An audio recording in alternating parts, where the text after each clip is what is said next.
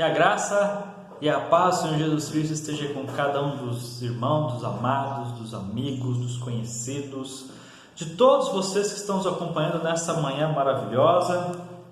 Lembrando que no momento que esse vídeo está estreando, nós estamos no CETEL em Campo Mourão. Nós estaremos presentes na reunião das igrejas Luterana Livre do Brasil, a Associação das Igrejas. Então, por isso nós estamos fazendo e gravando esse vídeo para que os irmãos possam acompanhar. Nessa manhã, nós queremos estudar a Epístola de Judas, um livro, uma carta. Se formos ver, ela é pequena, são apenas 25 versículos, mas ela é muito valiosa, muito rica em detalhes. Então, nós eventualmente poderemos nos demorar por alguns minutos a mais aqui nesse vídeo. Mas eu quero te convidar, já que você iniciou ele, que você fique até o fim, porque nós queremos falar de um assunto muito importante: a batalha pela fé evangélica, a batalha pela nossa fé, a batalha por aquilo que foi batalhado por nós, a batalha por aquilo que Jesus batalhou por nossas vidas, por aquilo que Jesus guerreou as nossas guerras. Ele venceu. Aqui nós estamos, livro de Judas, carta de Judas. Nós vamos estudando, vamos lendo, vamos comentando. Como eu falei, é muito rica em detalhes.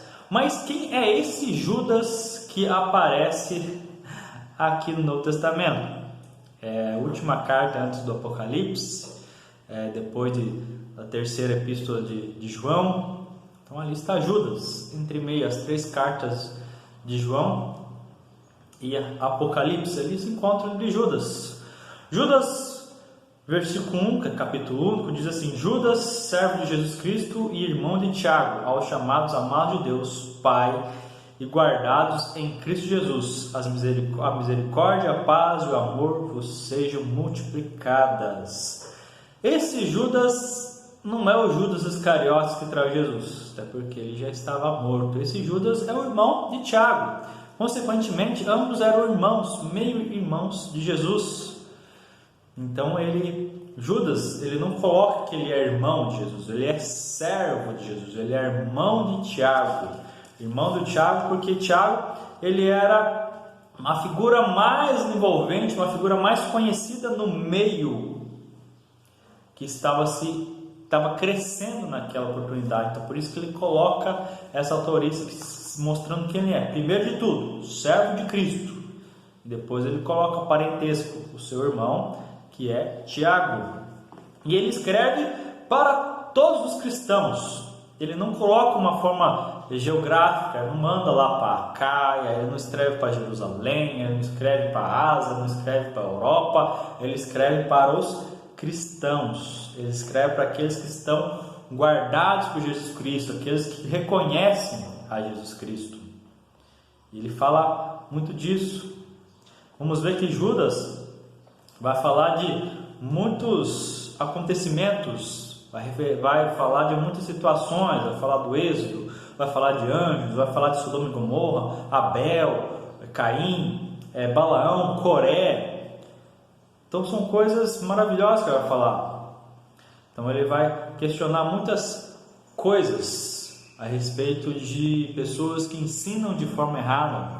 Então assim nós podemos deduzir que Judas, ele escreve para cristãos que foram convertidos do judaísmo, porque ele traz essa memória, fala lá do Êxodo. Então quem conhece Êxodo é só os judeus que conheciam o Êxodo. Quem conhece a respeito de Sodoma, Gomorra, os anjos, Caim, Balaão, Coré, eram só os judeus, porque eles tinham a Bíblia da época. Os gregos não conheciam, então como ele vai falar de algo que eles não conheciam?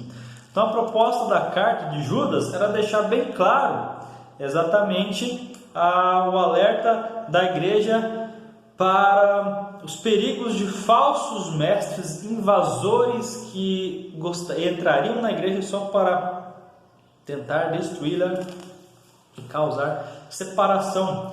E a teologia dessa carta é maravilhosa, porque Judas vai falar de vocação, Judas vai falar de perseverança, vai falar de salvação, vida eterna e condenação dos ímpios.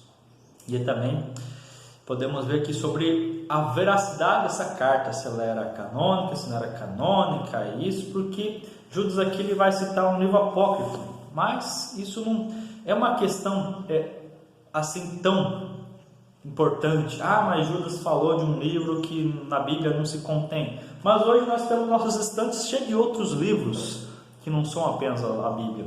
Então, assim, no início eles tinham essa questão, mas Judas ele citou o livro de 1 Enoque, na Bíblia evangélica não consta esse livro. Mas já havia tido ganhado força desde o ano de 75 depois de Cristo, quando se teve um concílio lá chamado do Cânon Muratoriano. Então lá essa carta ela foi realmente colocada em comparação com as demais como uma das componentes da Bíblia que nós temos atualmente hoje, composta de 66 livros. Então aqui nós estamos com a Bíblia aberta no livro de Judas, com o propósito de ensinar a salvação comum a todos. Então, no versículo 3, Judas já vai chamar todos de amados, dizendo assim: amados, quando empregava toda a diligência em escrever-vos acerca da nossa comum salvação, foi que me senti obrigado a corresponder-me convosco, exortando-vos a batalhar diligentemente pela fé, que uma vez por todas foi entregue aos santos. Então aqui está. O propósito da carta de Judas é exortar os irmãos, os cristãos, os conhecedores do Evangelho de Deus, de Jesus, a combaterem as heresias, os falsos ensinamentos, as falsas pessoas que queriam ensinar algo que não era conveniente, que não foi tirado das Escrituras. Então aqui ele exorta, é como um general que dá uma ordem ao seu exército. Então, quando era a exortação primordial para Judas? Encorajar a igreja a batalhar pela fé cristã evangélica. Então aqui estamos no propósito, é essa: combater as heresias, fazer com que as pessoas ficassem cada vez mais fortalecidas na sua fé, para que tenham o conhecimento, para não serem enganadas com todo e qualquer ventos de doutrinas, de novas doutrinas.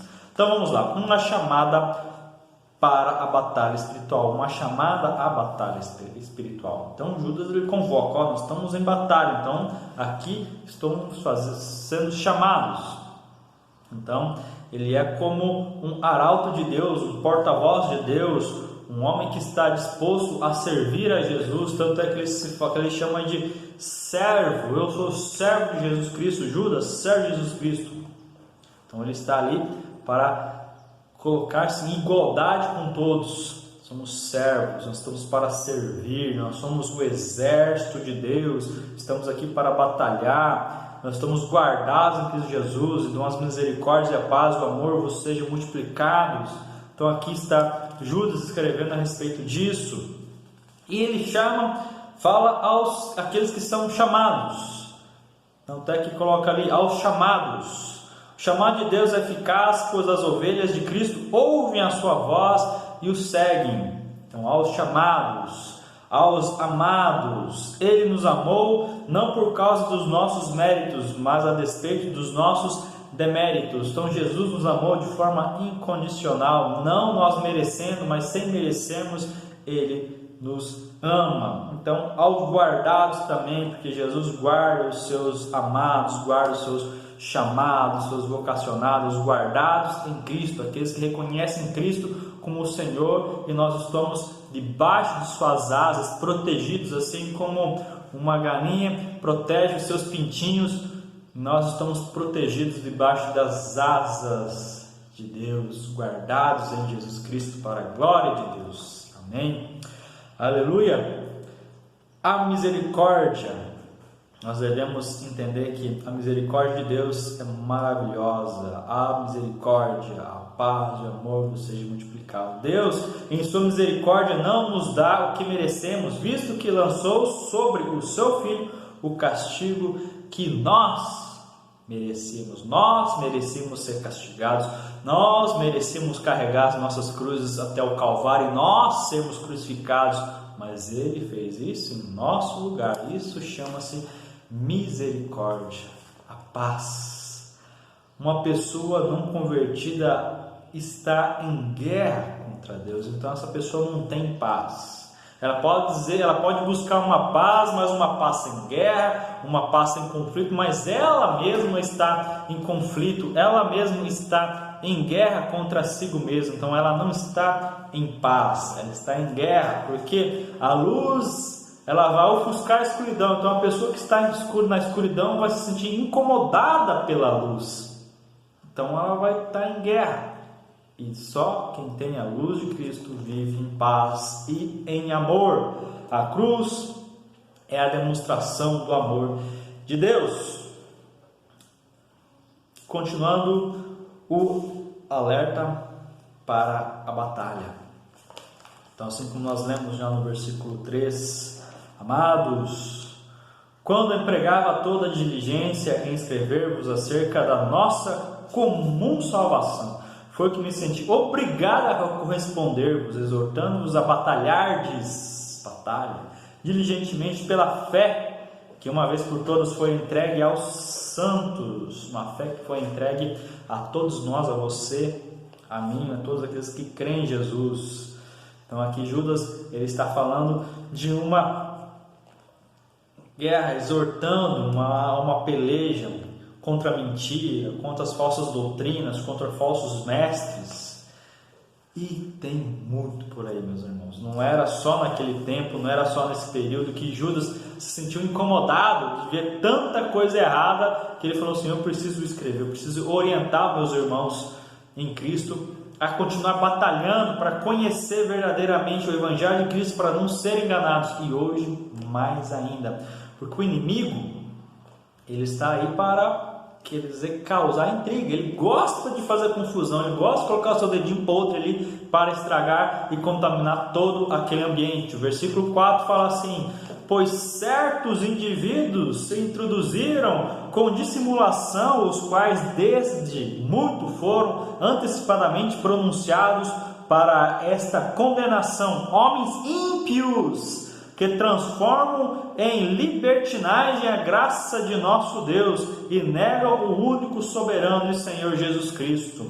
Olha só, meus queridos, o inimigo. Judas escreve para alertar a igreja sobre a batalha da fé, visto que a igreja estava sendo minada por falsos mestres. Olha só, já estava sendo minada, então não está hoje. Então aqui nós vemos duas situações: o antinomismo e o gnosticismo. O que é esse antinomismo? O antinomismo afirmava que a graça os libertara da lei moral. Ou seja, esses heréticos, esses falsos ensinamentos, transformavam a graça de Deus em uma desculpa para cometer todo tipo de imoralidade. Nós estamos na graça, nós podemos viver como quisermos. Podemos ser casados e ter sexo com outras mulheres? Olha, nós estamos na graça de Deus. Mas eu posso não ser casado e ter sexo com todo mundo? Pode, inclusive com quem quiser, com homem, com mulher, com quem você quiser. Então isso se chama antinomismo. E ainda tinha um ensinamento gnóstico, afirmava que a salvação era alcançada pelo conhecimento, não pela fé salvadora em Jesus Cristo. Eu falava assim: você pode ser salvo se você conhecer. Você tem que conhecer, você tem que estudar, você tem que conhecer. Não é pela fé, é pelo conhecimento. E falava também que a matéria era má, o espírito é bom. Então falava assim: o corpo é matéria, então o corpo é mau, precisa sofrer, precisa ser martirizado, precisa ser fastigado, porque precisa sofrer. Então aí estava, nossos tios não aceitavam as doutrinas da criação, encarnação e ressurreição, não aceitava isso. Então aqui estava o ensinamento. Então Judas, ele é obrigado a escrever para combater esses ensinamentos que estão até hoje em nosso meio, às vezes mais camufladinho, querendo se aparecer mais bonitinho, mais bem vestidinho, mais assim, mas é a mesma coisa, podre por dentro. Judas agora ele identifica o inimigo nessa batalha. São chamados os apóstatas.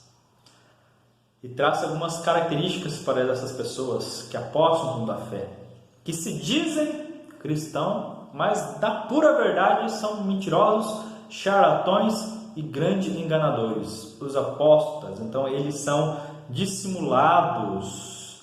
Então isso significa o quê?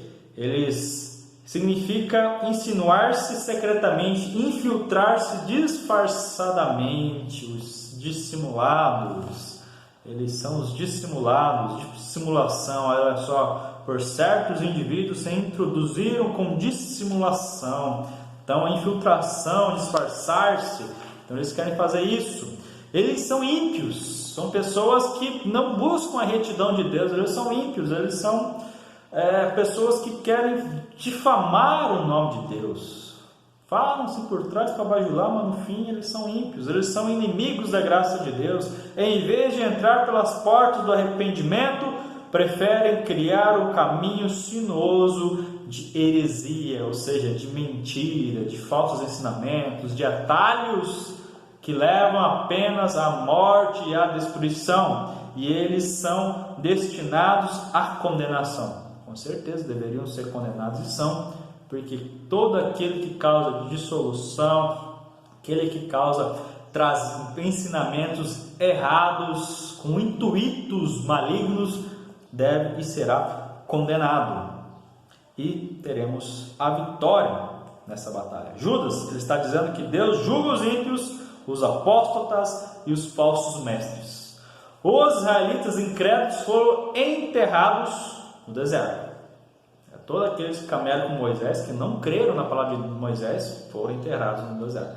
Os anjos infiéis estão presos à escuridão das trevas. E as cidades ímpias foram queimadas pelo fogo. Vamos lá. Versículo 5. Quero, pois, lembrar-vos, embora já estejais cientes de tudo uma vez por todas, que o Senhor, tendo libertado um povo, tirando da terra do Egito, destruiu depois os que não creram.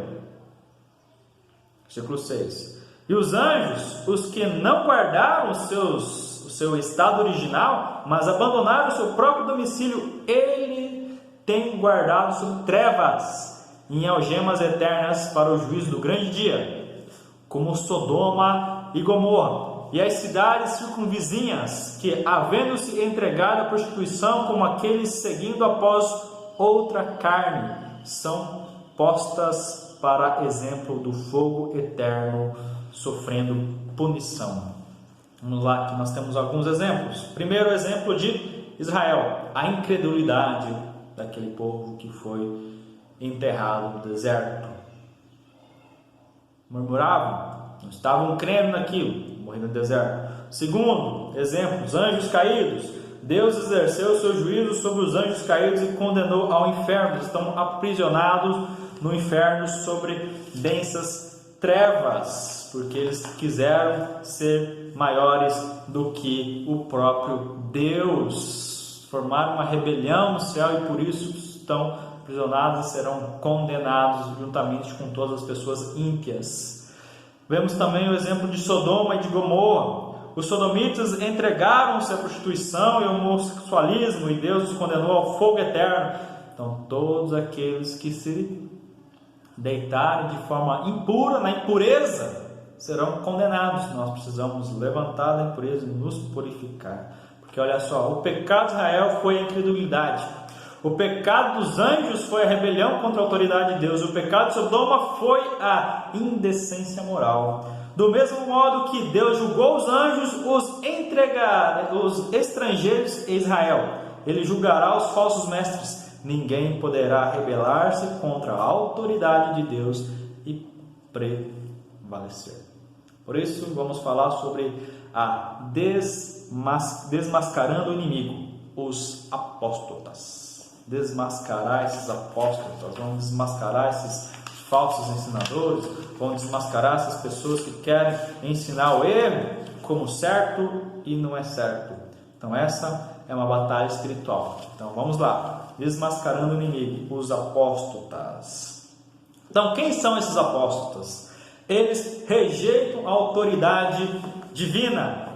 Vamos ler o versículo 8 até o 11 agora, meus amados. Versículo 8 de Judas. Ora, estes, na mesma sorte, quais sonhadores alucinados, não só contaminam a carne, como também rejeitam governo e difamam autoridades superiores. Contudo, o arcanjo Miguel, quando contendia com o diabo a disputa a respeito do corpo de Moisés, não se atreveu a proferir juízo infamatório contra ele. Pelo contrário disso, o Senhor te repreenda. Esses, porém, quanto a tudo o que não entende, difamam, e quanto a tudo o que compreendem por instinto natural, com brutos sem razão, até nessas coisas se corrompem. Ai deles, porque prosseguiram pelo caminho de Caim, e movidos de ganância, se precipitaram no erro de Balaão, e pereceram na revolta de Corá.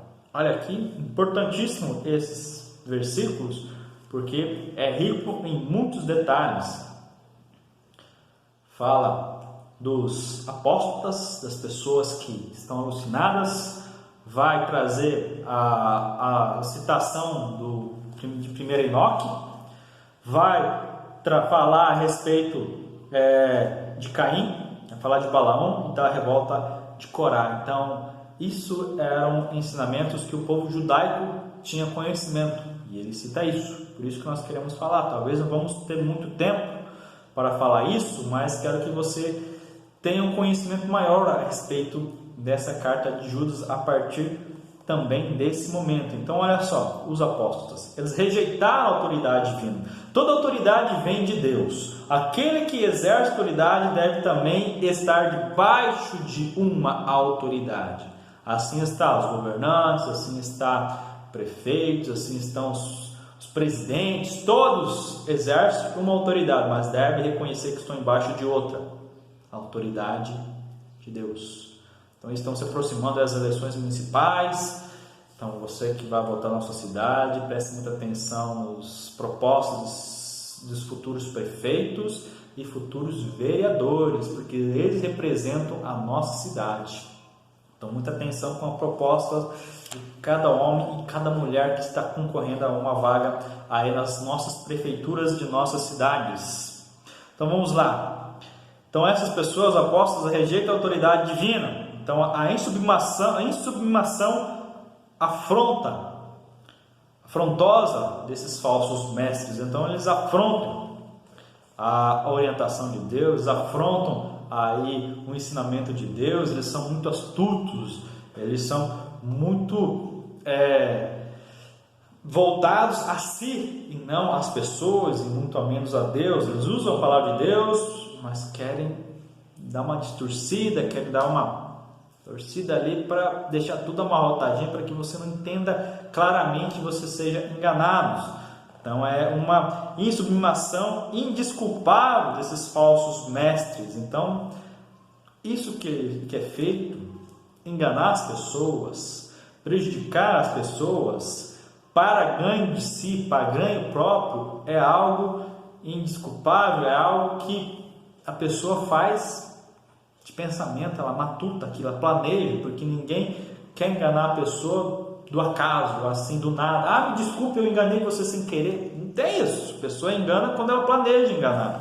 Então esses falsos mestres, essa insubordinação, em outras palavras, não terá desculpa. É uma insubmissação desenfreada desses falsos profetas. Os falsos mestres difamam quem não entende e corrompe aquilo que eles conhecem. Então aí está a condenação dos rebeldes. É inevitável a condenação desse tipo de pessoa. Vamos ver lá. Caim, ele se rebelou contra a autoridade de Deus na questão da salvação.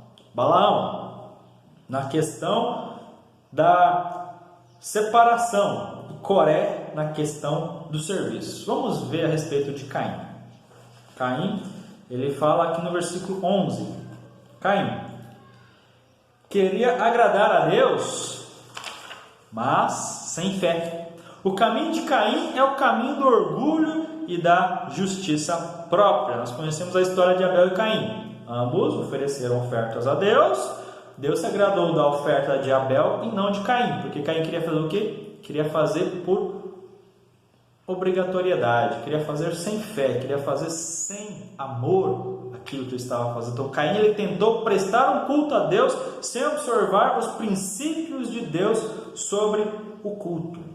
É isso que ele fazia. Ele queria prestar um culto de forma mecanizada, de forma endurecida, engessada, sem realmente prestar culto a Deus. O caminho de Caim é o caminho do humanismo idólatra. Ele fala: sou bom, eu peguei dos frutos da terra, eu consegui arrancar grandes raízes, consegui trazer grandes frutos, porque eu sou muito bom. Então isso não agrada a Deus. Então isso é idolatria humana, das obras da justiça divorciadas da graça, divorciadas, que não estão conjuntas, da autopromoção. Esse era também o caminho dos falsos mestres, auto se promover. Caim tentou prestar um culto a Deus sem examinar o próprio coração. Isso é muito pesado mesmo.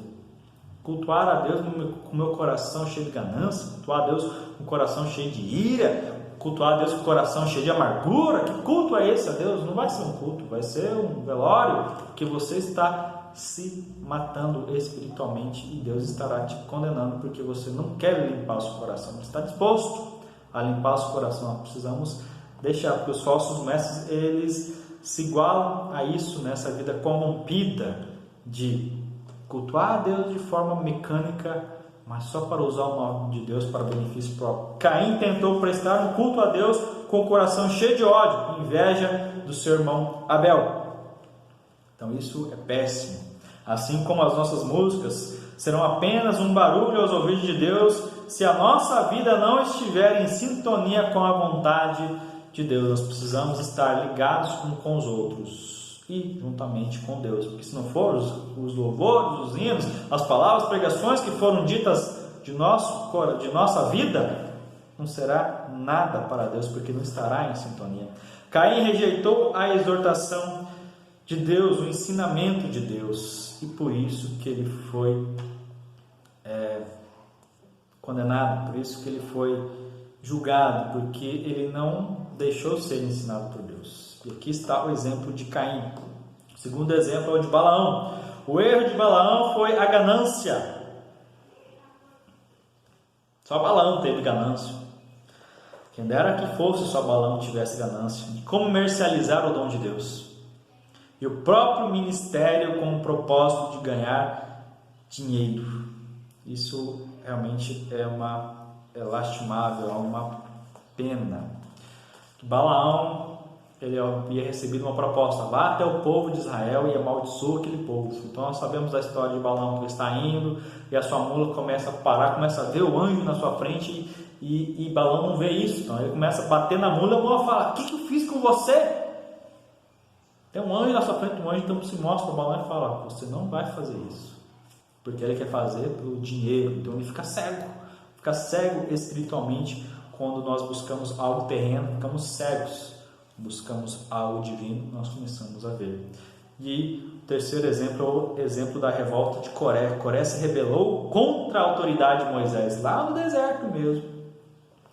Por quê? E a consequência contra a autoridade de Deus concedida a Moisés. Então isso está descrito lá em Números 16, a revolta de Coré, em que está Coré, Datã e Abirão, e mais 250 homens, em que a Bíblia conta que como eles não estavam reconhecendo a autoridade de Moisés sobre o povo, que foi dada por Deus a Moisés, então o próprio Deus abre uma fenda, e aonde está a tenda de todos os homens é engolida e a terra se fecha e eles morrem. Então se revoltar contra Deus não é algo muito legal. Então vamos ver aqui em segundo, eles recorreram a uma deliberada hipocrisia, os apóstatas. Eles recorrem a uma deliberada hipocrisia. Versículo 12: esses homens são como rochas submersas, Aqui mais algo importante para nós e irmos falando. Em vossas festas de fraternidade, banqueteando-se juntos sem qualquer recato, pastores que a si mesmos se apacentam, nuvens sem água impelidas pelo vento, e árvores em plena estação das frutas, estes desprovidas, duplamente mortas, saraigadas. E o versículo 13. Ondas brávias do mar que espumam a sua própria sujidade, estrelas errantes para as quais têm sido guardadas a negridão das trevas para sempre. Então aqui está, eles recorrem a uma deliberada hipocrisia, rochas submersas nas festas da fraternidade. O que são isso? Essas rochas é para causar tropeço mesmo. Ela fica lá submersa, tem um pouco de água, fica lá para exatamente se esconder, para a pessoa ir lá e tropeçar nela e cair. É semelhante a um iceberg. Você vê só a pontinha dele em cima do oceano, mas o grande volume está embaixo. Se você não desviar desse iceberg, falar, é só um pedaço de gelo. Aí bate o casco do seu navio, do seu barco e vem afundar. É exatamente o que aconteceu com o esplendoroso e virou até filme, o Titanic. Tinha um gelo na frente, é só um gelinho, ninguém vai derrubar esse navio, ele é fabuloso. E o que aconteceu? O navio afundou, levando mais de 1.500 vidas junto por razão de um erro humano em achar que aquilo seria grandioso, ninguém afundaria, nem o próprio Deus, e afundou. Então, às vezes, esses apóstolos são exatamente essas rochas submersas, estão ali escondidinhas só para você tropicar, só para você tropeçar e vir a cair. São como pastores que se auto-apacentam. Olhem só para si, querem cuidar só de si, esquece que existe um rebanho, esquece que existem pessoas, esquece que existe vida fora da sua própria vida. Então, todos os pastores, nós precisamos pensar que pessoas precisam ser pastoreadas, precisam ser cuidadas, precisamos orar pelo bom estado espiritual delas. Mas os apóstolos, essas pessoas, querem só sugar a ovelha, querem só fazer com que a ovelha dê a mim.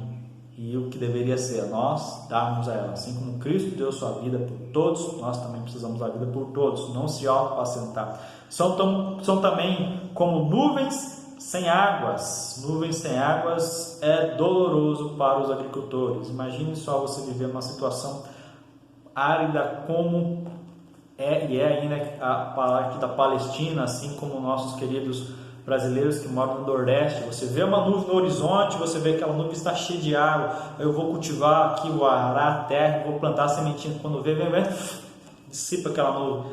Aí é uma nuvem sem água. Uma nuvem sem água não traz esperança.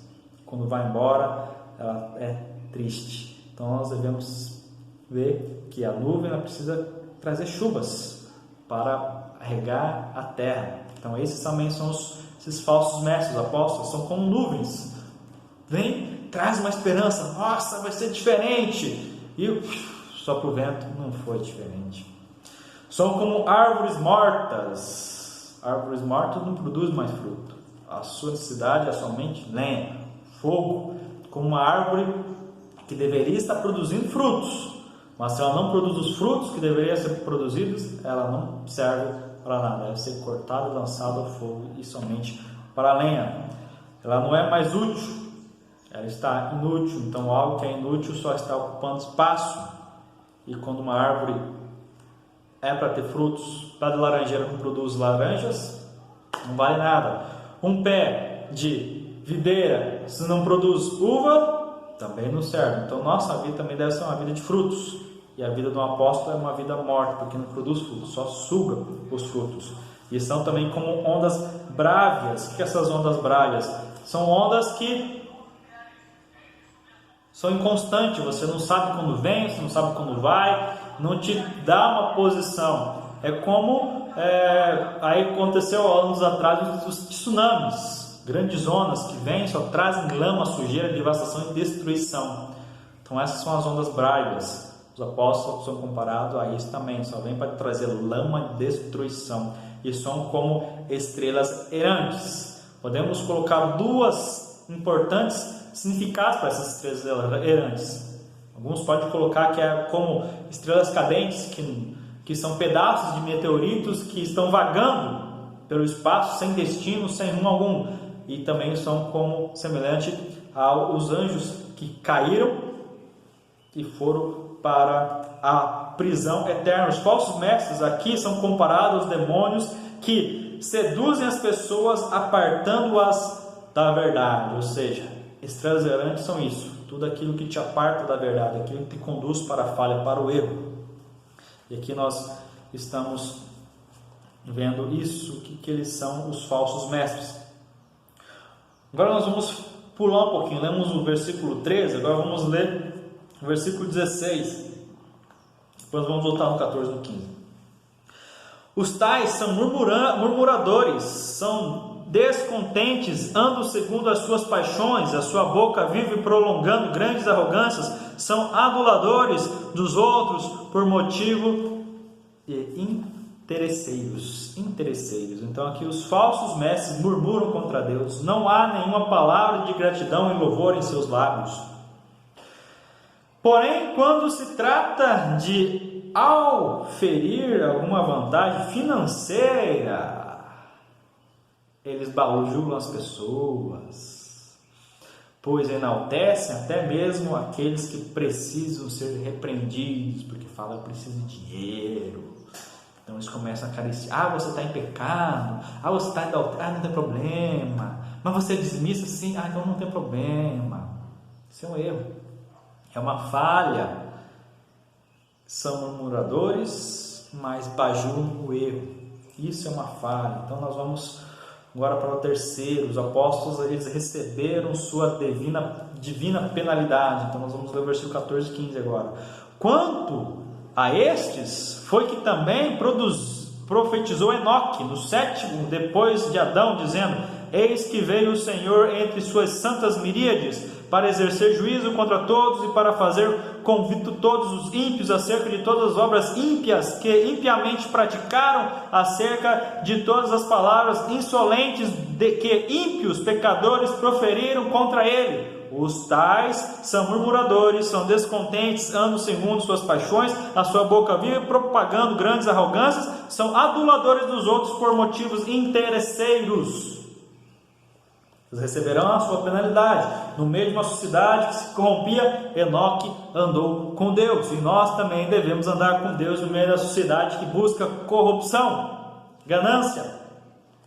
O juízo será pessoal e será público. As santas miríades, os poderosos exércitos de anjos de Deus virá e condenará todos aqueles que não andarão no caminho de Jesus Cristo. O próprio Deus julgará os falsos profetas, mesmo que na terra os falsos mestres recebam louvores dos homens ímpios, não escaparão do juízo divino. Ninguém fica impune à justiça de Deus.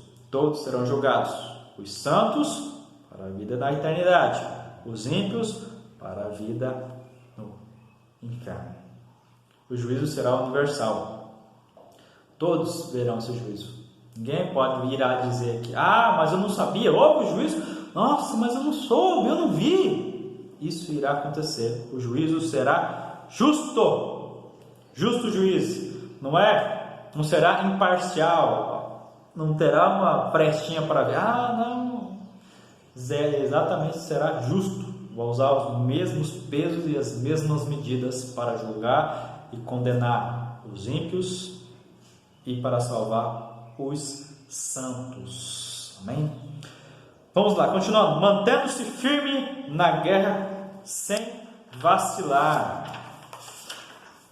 Aqui nós estamos caminhando para o final dessa carta. Versículo 17 agora, meus amados. Versículo 17 ao 19. Vós, porém, amados, lembrai-vos das palavras anteriormente proferidas pelos santos apóstolos do nosso Senhor Jesus Cristo, os quais vos diziam: no último tempo haverá escarnecedores, andando segundo as suas ímpias paixões. São esses os que promovem divisões sensuais que não têm o Espírito, mantendo-se firme sem vacilar. Relembre a palavra de Deus. Precisamos sempre recordar a palavra de Deus, precisamos sempre estudar a palavra de Deus, precisamos sempre recordar a palavra de Deus. Relembre quem deu a palavra de Deus. Aqui então Judas está se voltando aos apóstolos do nosso Senhor Jesus Cristo, realmente aos únicos apóstolos que falaram, que repassaram, que replicaram os ensinamentos de Jesus adiante, e é esse que nós devemos guardar, relembrar a palavra dos apóstolos, lembrar a palavra que Jesus Cristo ensinou a cada um, está acessível hoje através da Bíblia. Amém? Relembre de quem deu a palavra, relembre que eles disseram, os quais diziam: nos últimos tempos haverá escarnecedores, andando segundo as suas ímpias paixões. Relembre. Isso realmente já está acontecendo, e já estava acontecendo lá naquele tempo, por isso que Judas já escreve isso como uma orientação para a fé cristã, evangélica. Amém? Relembre por que eles disseram. São estes os que promovem divisões sensuais que não têm o Espírito. Os falsos mestres desejam dividir a igreja e levar os crentes para fora da verdadeira comunhão dos santos. Quer separar. Então os falsos mestres querem isso, querem selecionar os deles para ter o benefício próprio. Então precisamos relembrar isso. Segundo, edifique a sua vida cristã. Se edifique. O fundamento para a vida cristã. Judas, ele começa e termina a sua carta falando de fé. Fé é o fundamento básico. Sem fé é impossível agradar a Deus. Pela fé nós somos aceitos no reino de Deus. Pela fé somos salvos. Pela fé entendemos que Jesus Cristo viveu, morreu e ressuscitou. Prega a palavra. Precisamos pregar essa palavra. A palavra é o alicerce da vida cristã. A palavra é a bússola que guia a nossa viagem rumo à glória. A palavra é o mapa do peregrino rumo ao céu. A palavra é o alimento do cristão nessa jornada. Então nós precisamos ser edificados pela palavra de Deus. Ela nos ensina valiosos ensinamentos. Poder para edificar a vida cristã. Ela nos edifica orando no Espírito. Orando no Espírito, guardando-vos no amor de Deus, esperando a misericórdia do nosso Senhor Jesus Cristo para a vida eterna. É o que diz, versículo 20 e 21. Vós, porém, amados, edificando-vos na vossa fé santíssima, orando no Espírito, guardando-vos no amor de Deus, esperando a misericórdia do nosso Senhor Jesus Cristo para a vida eterna.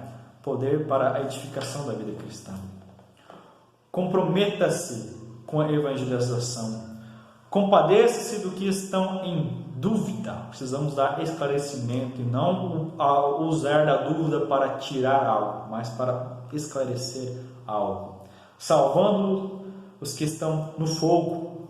Salvai-vos, arrebatando-os do fogo. Versículo 22 e 23. Compadecei-vos de alguns que estão na dúvida, salvai-vos, arrebatando-vos do fogo, quando aos outros sejam também compassivos do temor, detestando até a roupa contaminada pela carne, salvando-os do fogo, da condenação, da destruição do inferno, salvando do fogo do inferno, cuidando para que não se queime ao tentar salvar outro do fogo. Devemos amar o pecador, mas abominar o pecado, não sermos coniventes com o pecado. Vou amar o pecador porque cometemos o mesmo pecado que ele. Não preciso amar ele e falar, o que você tem feito não está certo. A Bíblia condena isso. Quarto, comprometa-se com Jesus Cristo. Comprometa. E aqui Judas quem será? Dizendo assim, Deus é poderoso para nos guardar de tropeço. Deus é poderoso para nos guardar de tropeço. Assim como o livro de John Bunyan, Peregrino, Ele passa por muitas situações de perigo, que há ameaças reais, inimigos de trevas, dardos inflamatórios. Ele escapa disso tudo. Deus nos guarda debaixo de suas asas. Ele é a nossa cidade de refúgio. Deus pode guardar o seu povo como menina aos seus olhos. Deus pode guardar-nos como guardou Noé e sua família do dilúvio. Porque Deus também ele é poderoso para nos levar para a glória. Ele quer levar sim, você quer levar, eu quero levar todos pela fé nele. Deus planejou nossa salvação, executa a nossa redenção e consumará nossa glorificação. Tudo vem dele, tudo é por meio dele, tudo é para ele. Que Deus é digno de ser exaltado de eternidade a eternidade. Então nós finalizamos com esses dois versículos. Ora, versículo 24. Aquele que é poderoso para vos guardar de tropeços e para vos apresentar com exultação imaculados diante da sua glória. Ao único Deus, nosso Salvador, mediante Jesus Cristo, Senhor nosso, glória, majestade, império e soberania, antes de todas as eras e agora e por todos os séculos. Amém. Aqui então Judas encerra a sua carta e nós também encerramos esse período, que espero que você tenha tido uma boa captação daquilo que Judas alertou ao povo já na época em que ele escreveu, nos primeiros começos do século cristão, do século I ainda.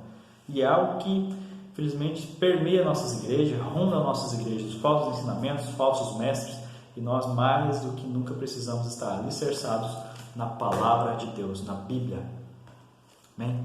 Que Deus nos abençoe, que Deus tenha misericórdia de cada um de nós. Vamos orar. Senhor, nós te agradecemos, ó Pai, por esse momento, por esse estudo, carta de Judas, pequena, apenas 25 versículos, mas rica em detalhes e ensinamentos. Pedimos que através dessa carta ela tenha trazido mais entendimento, mais conhecimento a todos que nos acompanharam até esse momento. Que cada um dos irmãos tenha uma semana, um dia abençoado para a honra e louvor no nome de Jesus. Amém. Amém, queridos. Lembrando que nós queremos estar presente ainda hoje, no final desse vídeo, no culto das 19 horas, dia 1º de novembro, culto de Santa Ceia. Ainda comemorando também mais um ano da Reforma Protestante, 503 anos em que Martinho Lutero pregou na porta da igreja as 95 teses referente à fé. O justo vive pela fé, que você viva por ela também, em nome de Jesus Cristo. Obrigado, Deus abençoe, um legal aí para vocês e até a próxima, na graça de Jesus Cristo.